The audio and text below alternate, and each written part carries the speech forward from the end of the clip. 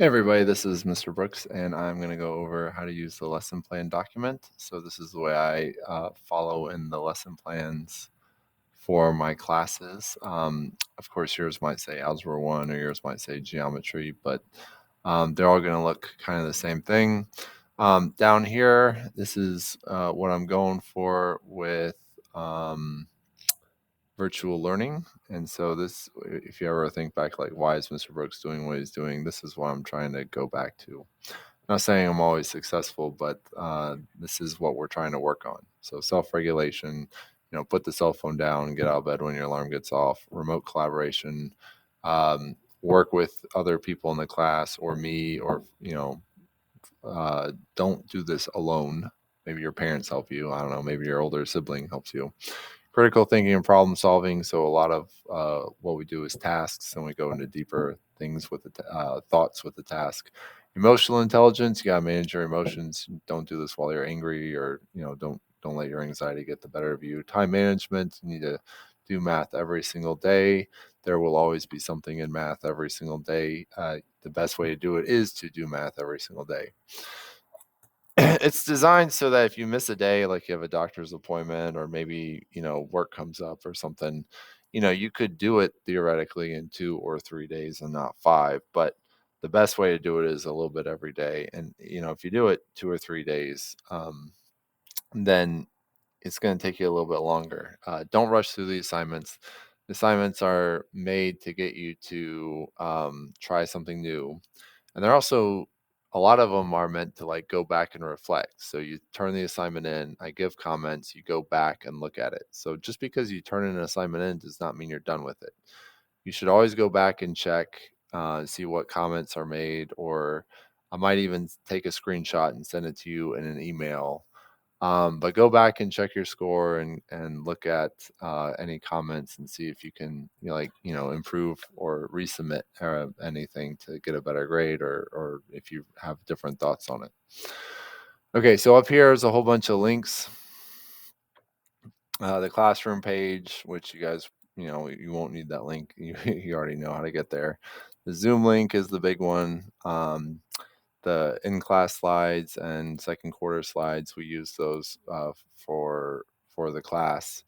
And also there'll be like examples of student work there, and so you can go and look at you can look at what other people are doing for assignments if you need help.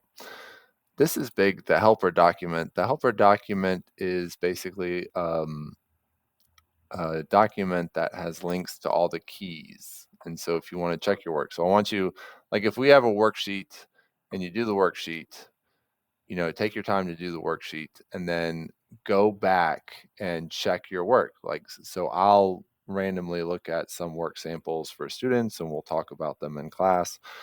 But after you try, or maybe you need help and you try the first problem and go look at the key, go back and check your thinking, make sure you're right. Don't abuse the key document, because you only learn when you try new things, and failure is a big reason why you would learn, because you don't do it right. So I know that you could look at the key right away, but that would not do yourself any favor, and you're really going to struggle with for example, the tests, and for example, learning anything else later on down the line. You're trying to do things for your brain to grow and learn. So the helper documents are there to help you if you're stuck, or they're there to help you check your thinking, but they are not there to get out of trying the work yourself. Okay. This is a check-in link, and it's just a Google form. I'm thinking I might get rid of that. I don't know, but if you ever want to make sure you have attendance for the day and you want to say, Mr. Brooks, I was doing something for today, doing this check-in link will ensure that you have proof that you signed in. Okay, because it takes a timestamp and it records when you do it. There's my website. That's going to be improved. The fall break jump. Oh, we don't need this anymore, and I'm going to tell you why. These links are good to have. There's the BVLA Zoom links, which is everybody else's Zoom links. There's any websites that we use, maybe deltamath.com for other classes. And then these learning targets right here, you can go to these learning targets and you can see every single learning target for every single unit, and then the standards attached to it. And this is a evolving document. It's getting filled in, but if you ever like want to know what you're going to learn, or maybe you're about to take a test and you want to make sure you have everything down that you need to have, then you go to that document, and that you can use it as a checklist. The learning log, if you guys are ever absent, then you will need to turn in a learning log. Even if you go to the doctor and you have a doctor's note, you still need to watch the video recording and turn in the learning log. Okay. All right. It goes day by day. So every day you should check this, and it will change. Hopefully this is updated a week in advance, but it might change.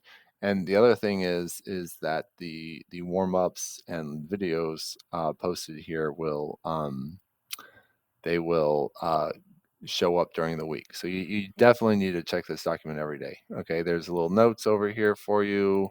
Like right here is the first day of school video, and here's the math class presentation, and then here is the links to the class that we have. Most of the time the class recordings will show up here, and then these are where the warm-ups are. So these warm-ups are not in Google Classroom, so you have to get into this to do the warm-ups. And if you do the warm-ups, then you will obviously be more successful. So some of it is color coded, and there's like, this tells you where those things are. Class recordings, warm-ups, class recordings, warm-ups. This might say, complete these instructions.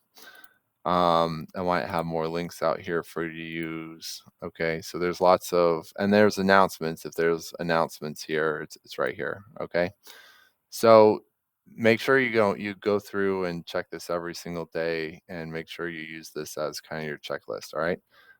Sometimes learning targets are obvious or they're not posted, but typically the learning targets are posted right here. You'll see they're posted up here. Okay. Right here, if you need to jump, like this document gets really long, obviously, right? Because there's 16 weeks in a semester. So you can click on these. This is called the outline. You click right here and you go down to the profile of a graduate week and Thanksgiving week right here and last week of school. So you don't have to scroll. You can just use this. This brings you to the top, and then different weeks. So these will be filled in as we go too, okay? So that is how to use this document. And you, again, need to check this document every single day. Make sure you're doing what's on this document to make sure you're completing everything. If the assignments are turned into Google Classroom, obviously, but it'll tell you, let's see, well, this is work on PBL. We do a lot of PBLs and financial math. Like this, it's your paycheck number 6 assignment. This assignment is in Google Classroom. Usually it'll say GC behind it, like this one says GC. This one says